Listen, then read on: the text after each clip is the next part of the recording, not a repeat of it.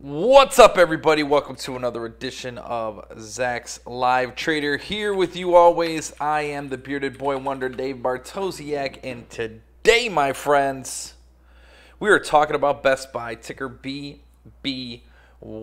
Now, remember, I got my live, well, I'm doing this live, but I have the chat up in a window that you guys can't see. It's G14 classified.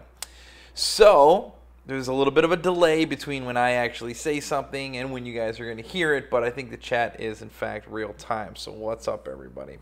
So I got to thinking this weekend about what we can do to make this even more awesome. So one thing that I was thinking of is sort of like a check this trade out sort of discussion, right? So you guys can be like, in Kurt, you kind of hammered it home today here where I see on here and you're like, hey, what's up with HPQ? Anybody have any trade ideas? Blah, blah, blah. We need to have it like a session where we come in the morning or something, maybe even during that Q&A, within the Q&A we do it, where it's like a, check my trade section where, we're looking, you got an idea on HPQ or something you're looking at, and we can evaluate it, or we come up with like a target list that people should be looking at that day, in addition, obviously, to the things that we're doing here, right? So, yeah, because people coming in talking about GameStop and all sorts of other stuff, I feel like we should have some live reaction to that going on in here. I think that would be cool. So, still kind of wrapping my mind around it. Like I said, we're working on a lot of new things here for Live Trader, as well as building that sort of community that we were talking about. I'm going to get with Mr. Chumber hopefully this week. I think I got time now finally, and that's what we're going to do. This is going to be way more than just some dingus, talking and moving his mouse around, right? That dingus being me.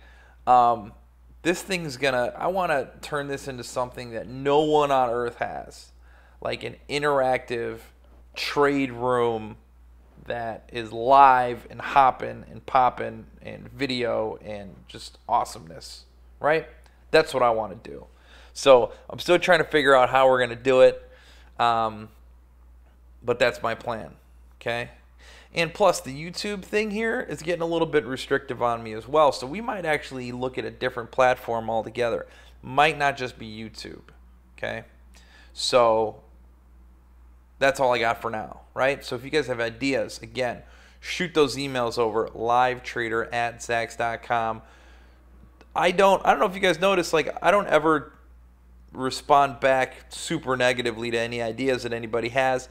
I kind of weigh them. People have crazy ideas. I have crazy ideas. I spit out my crazy ideas all the time. I think you guys should do the same, because we're trying to evolve this into something. We don't even know what it is yet, but it's going to be that one day. Okay, so let's go ahead and get elbow deep here into Best Buy, ticker BBY.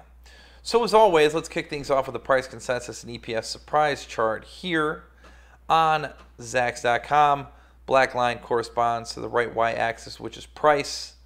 The little red arrows are earnings misses. The green arrows earnings beats. The multicolored lines represent what I like to call the evolution of our Zax consensus estimates over time. Something very surprising here on Best Buy.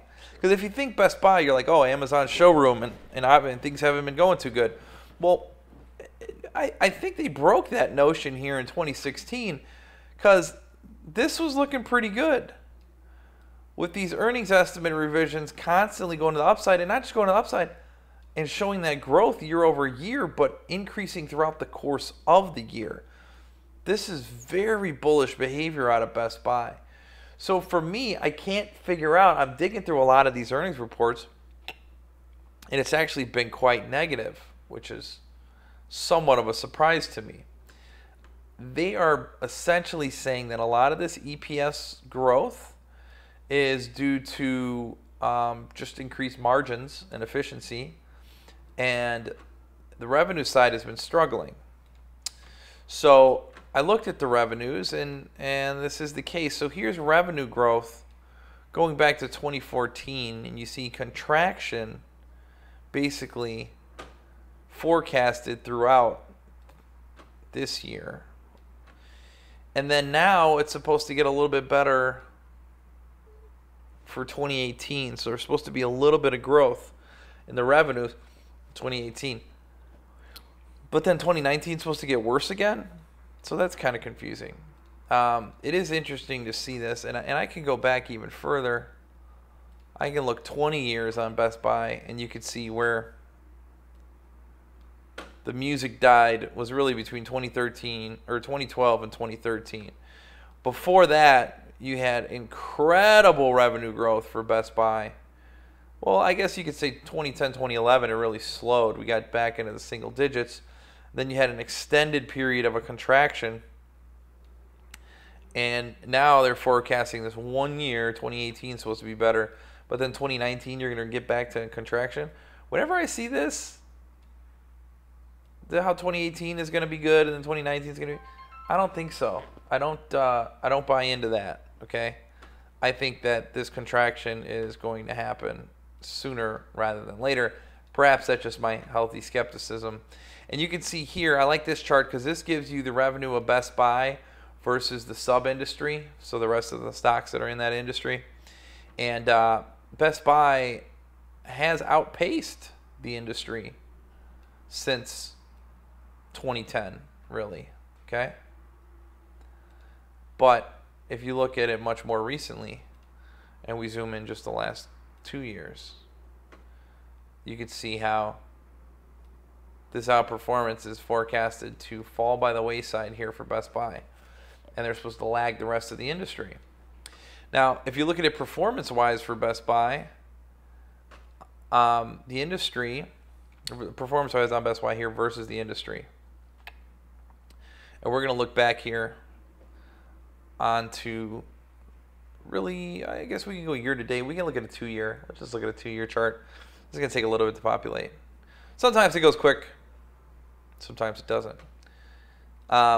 So the yellow line is Best Buy and the white line is the industry. And they've outperformed the industry since Q4 of 2015. And if we want to zoom in a little bit here just to see what's happened so far this year, because it has been an incredible year so far for the stock market in general. And you can see the relative strength from Best Buy really extending. I think it was the end of, really the beginning of March is really where a lot of this outperformance came in. But whereas the industry's up about 16.9%, shares of Best Buy are up 20%. And again, that's surprising to see given that revenue growth that we saw, right? So let's look at the estimates now. Let's get my little Zacks rankiness. We can look at the historical Zacks rank on Best Buy. I always like to see this because it gives me some perspective as to what stocks have done well continually over time. Sure, the price consensus and EPS surprise chart tells us something, but I still like to have this. And you'll see that Best Buy has basically been in the good graces of the Zacks rank since Q2 of 2016. Had some streaks of being buys and then kind of falling out of the good graces, but just going to a hold. We really haven't been that negative on it, you know, save for a brief period of time during Q1 and kind of had some sideways action in the market there too. So interesting stuff. Let's take a look at the detailed estimates page on Zacks.com. Get a little bit more perspective. So they are right now Zacks rank number 2 by value style score of A, growth of A, momentum of F, but overall VGM composite score of A. So if I were looking at this just in terms of the Zacks rank, I mean, this is pretty good stuff as far as that's concerned. They're going to be reporting before the market opens on Thursday. Take note of that. And that industry that I mentioned is in the top 8% of our Zacks industry rank right now. So a lot of positivity throughout the whole industry. And remind me later, I'll show you the components of the industry. But we do have the revenue contraction that's going to take place here. So current quarter, we're looking for giant. Let me get this. Current quarter, we're talking negative 2%. In sales, negative 36 bips here. 1.43 boost to revenue in the current year. Negative 1.13% here for next year. So what it's been all about is their margins, and their margins continuing to improve. But see, this current quarter, we are looking for a contraction in EPS negative 8%. But next quarter, 5.26. Current year number looks like 4.32. Next year number, 8.28. So, again, it's all about this margin improvement across the board. And that's what they're hoping here for. Taking a look at the agreement. We've got one analyst that has come out and increased their estimate over the course of the last 30 days for the current quarter. 2 have followed suit for the current year number, 1 for next year. So overall, a lot of bullish activity here on shares of Best Buy, which is surprising to me. Given, and I'm saying surprising not because of any personal event that I have with Best Buy or retail or anything like that. It's just that you should see the research reports I was reading and just the overall level of just kind of negativity there was on the street right now, which could present a fantastic opportunity for us. Overall effect to our Zacks consensus estimates here. Current quarter has gone from 49 cents down to 40 cents, but we already knew that. This has already been priced in. Next year's number is basically stagnant, but the current year has gone from 343 up to 371, very bullish. Next year number from 369 to 402. So those are some serious moves there that I like. Best Buy has surprised multiple quarters in a row too, so this is good. But what has this surprise actually done to the stock?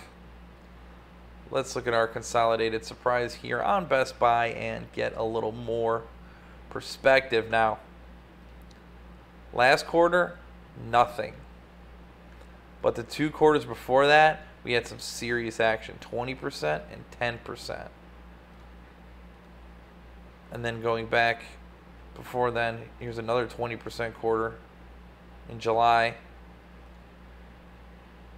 A nice 7% in October 2014.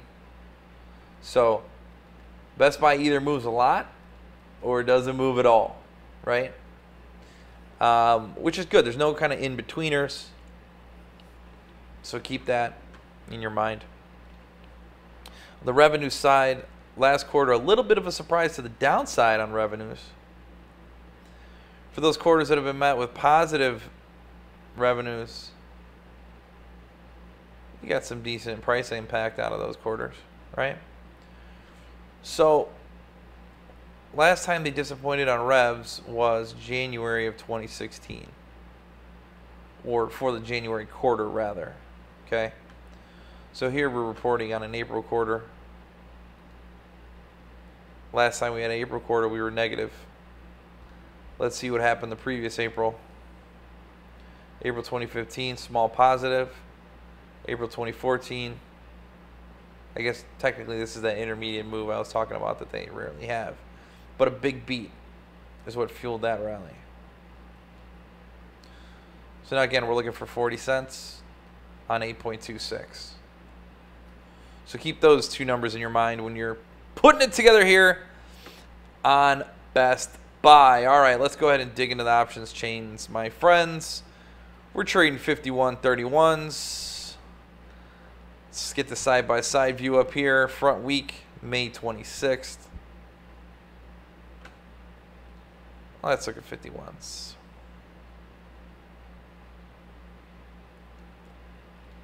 Pull up our handy-dandy calculator. 51 calls trading 229 by 237. We're going to call that 233. Add that to the at the money put. It's 171 by 180. We're going to call that 176. Put it together, you got $4.09 divided by the $51 strike price. They're looking for an 8% move in Best Buy. I'm going to say they're wrong, but I don't know how they're going to be wrong.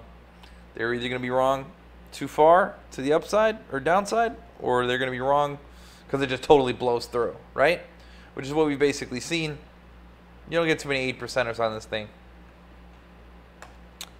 So looking for 8% or $4. So that puts us down at 47s, right? 47 and change and 55 and change. So 47, 55. What does the technical chart have to say about all this? Well, we got a few things. First, we got to draw a fib. Slow to here.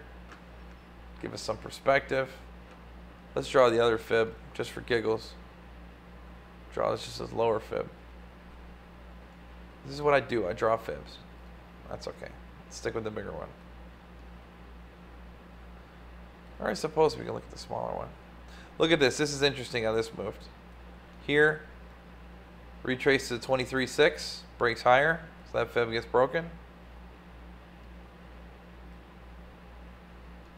Here, now we retraced all the way to 50 of this, which happens to be the 23.6 of the big move. Found a little bit of support. Not a lot of bit of support though. So we've got a floor in here. I think I got to get a little more precise here. Floors in here. Got the 52-week highs, right? But we said they're pricing in $4. I mean, they're pricing it in all the way down to here. We do have another shelf here. That's about 48, okay? And then kind of uncharted territory to the upside. So this is what you got to look at. So that's just levels. Did get a commodity channel index that was oversold, crossed over the 0 line. That's a buy signal there. So this gave a buy in the short term. Money flows negative while the stock rose. Bearish divergence there in the money flows. And I think that's why you started to see a little bit of the selling. Now money flows are negative, not by much though, okay? So you can't read too much into that.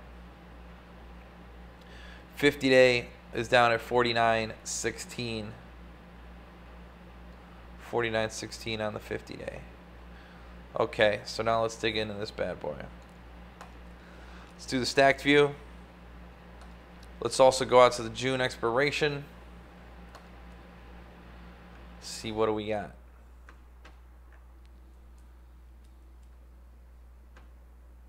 First, let's look at call spread in the eye. 51s. See a lot of open interest here at 53. A much bigger chunk at 55. This is about what the market's pricing in now. We like to do my little trick. Remember, guys, like my trick where I just go with the halvesy, and the halvesy happens to be where there's a decent amount of open interest here. So I think we're going to like this. Maybe. Maybe not. I'm going to do the math on the 55, or rather the 51, 53 call spread. This might be a little bit underwhelming here. So 51, the midpoint's 261. That's where I would go long, that $51 call. Simultaneously going short to 53, I'm going to get back 169. Okay, let's try this again because I used to be able to use a calculator. 261 minus the 169. So that's 92 cents would be your net outlay on this. Upside potential is 108. So you can double up 117% in this case. Shares of Best Buy would have to get to 53 when the market's pricing in 55, right? And bar chart is just refreshing whenever as it chooses. So that's one option. 55. Circle this again. 53. Like I said, this 55. A lot of open interest out there. Let's just do the math on it just to see a more aggressive trade. 261 is the amount of money you're still going to have to pay for that long 51 call. Simultaneously shorting the 55, you're going to get back 103. So in this case, you got 158 at risk. But the difference in the strike prices is $4. So you can make 252 on 158. So this one's good for 153% rate of return. And again, I get in one of these situations. I can make 117% from here to here. And then, 53 minus 17. I only get another 36% from the move from 53 to 55. So that becomes way less attractive for me then, okay? When I think about it, it's got to move another $2, sort of what I'm getting for that, right? So it's just not worth it, in my opinion. It may be worth it for some, yeah, and if it is, then go ahead and pull the trigger. So I think if you're going to be doing a debit bull. So I'm going to say bull debit. Long 51.53.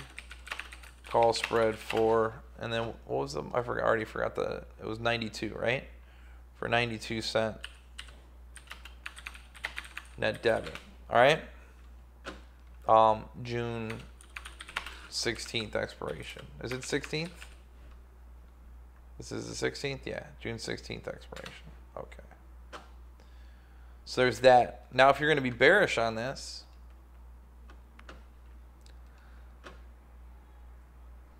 you could do the 51.50 as your anchor point here. We said 47s was really where it all falls down. There's some open interest at 47s also. Shouldn't come as too much of a surprise. We do know I like the halvesies. That puts us to 49s.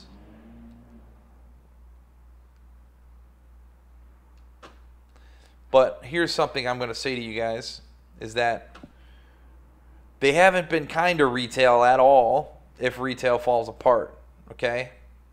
So they're just not being nice. So I don't think 49 is going to hold if they're not nice to Best Buy, right? If they get out there, they're really going to thump this thing, and they are going to take it to the 47. So I think if you're bearish on a debit, you got to be a little bit, you got to come with it. So the 51.50 is going to cost $2.47 to put on. If you simultaneously sell the 47s, you're going to get back 81 cents. So your net outlay is 166.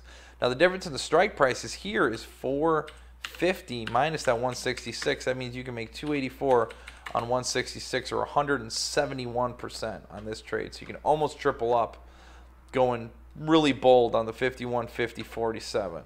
So I'm going to say that the bear debit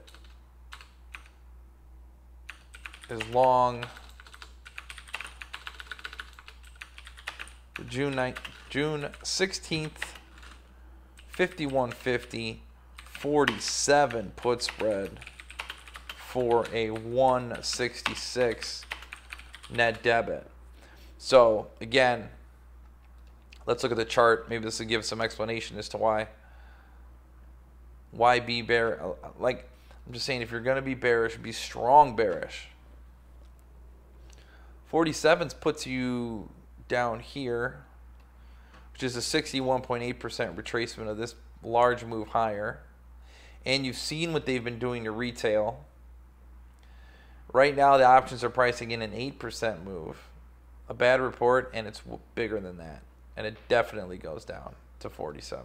Okay?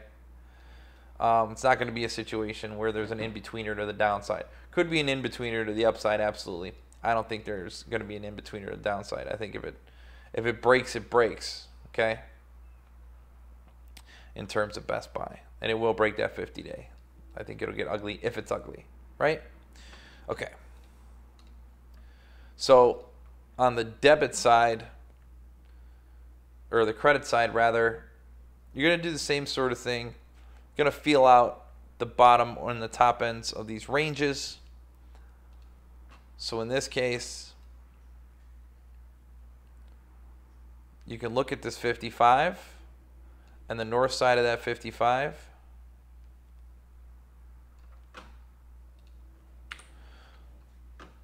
So by selling that $55 call, this new calculator in I just got a Windows update, and I don't know how I feel about it. I mean, I guess it looks kind of fancier, but do we really need that fancy schmanz out of a calculator? Selling the $55 call here is going to get you 103 in your pocket, simultaneously buying the $56 call, 78 cents. So here you can make 25 cents and have 75 cents at risk, or 33% gain. I like that. So I'm going to say a bear credit is short the June 16th, 55.56 call spread for a 25-cent net credit. That looks nice, actually. Big number, right? It's almost surprisingly big, because I don't know if we're going to get that same love down here.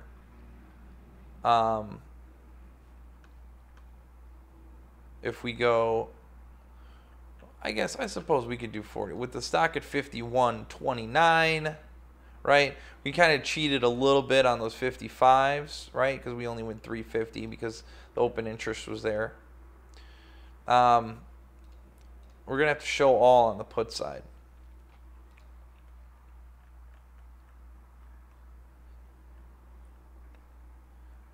And here on a bullish trade will be the 47.46. And this won't be quite as attractive. This actually might have offered up a better opportunity. That's okay. All right, let's do this. So selling the $47 put, you're going to get 81 cents, simultaneously buying the 46. So 47 and 46, you're going to get back 61 cents. So in this case, you can make 20 on 80 or 25%. So the bull credit short June 16th, 47.46 put spread for a 20 cent net credit. Okay. All right. Now I can hear you guys. Well, what about the condors out there? I think condors, those are probably okay risk versus reward setups there, right? If you wanted to do both of these. And because I'm going off of this and sort of the moves that we've seen. So right now they're pricing in an 8% move. You know, if it's significantly below that, you guys are going to do just fine if you are thinking condor. Okay. But I think if a negative report really breaks to the downside negatively. Okay. Now, so now there's two things we got to weigh. A, do we think they're going to have a negative report, right? And then if it does, how do we react? So I think negative gets blown out of the water. Positive does rejoice, but not as much as a negative would crush it, right? So that's what I'm looking at here on Best Buy. Look at that previous earnings report. Nice little run up. Stalls out. Comes back. Butted up against resistance twice. Now we're on the north side of it. Okay. Okay. So where am I at on Best Buy? I have to lean on my price consensus and EPS surprise chart. This is the girl I brought to prom. This is the one I'm going to dance with. Okay. This still has a very nice positive trend. Nice Zacks rankiness going on, right? And they've had a series of wins. So we got to keep rocking it. Basically, the trend is your friend until it ends. So I have to be bullish here on shares of Best Buy, okay? Now the question is, how do I want to be bullish? Do I want to be bullish by selling that put spread? This is the reason why I don't want to be bullish selling that put spread. Because like I said before, if it gets ugly, I think it gets really ugly. So if there's a bad report, I think there's a much higher risk that I'm going to end up losing on that put spread. Because it's going to get down there, and I think it might get every bit of that, okay? But on a good report, I think we get a little bit of a rally up to the upside. So I'm going to start a new streak because I had a good pick on Friday or Thursday. So my new streak is going to continue here today, and I'm going to go with the bear or the bull debit being my play. That's what I think is going to happen. So long 51.53. June calls for the 92 cent net debit. I think that's what's going to pay off. I just like what they've done. They're not taking this whole thing laying down. They are no longer Amazon showroom, although they kind of are. But they've been increasing their online presence, right? They've streamlined. They've cut down on their store locations and try to be in the most profitable ones. And they've adapted, I think, for the most part. I know you guys want to talk lottos. We have to on Best Buy. This is an absolute must that you have to talk lottos on a stock like Best Buy. And I think this is going to sound funny, right? And I'm going to say this, that the lotto doesn't always have to go with where my pick is. So basically, I think you have a much better chance. There's a better chance of Best Buy gapping down 10% than there is of it going up 10%, even on a rally. Okay? This is going to sound confusing. Saying it out loud makes it seem confusing while I'm saying it. But I hope you guys understand what I'm trying to say, is that the risk of the big move is actually a big move to the downside, although I do believe that a move will happen to the upside, okay? So my lotto is actually going to be a put, even though my play is going to be bullish on this one. Isn't that funny? Now I got this back.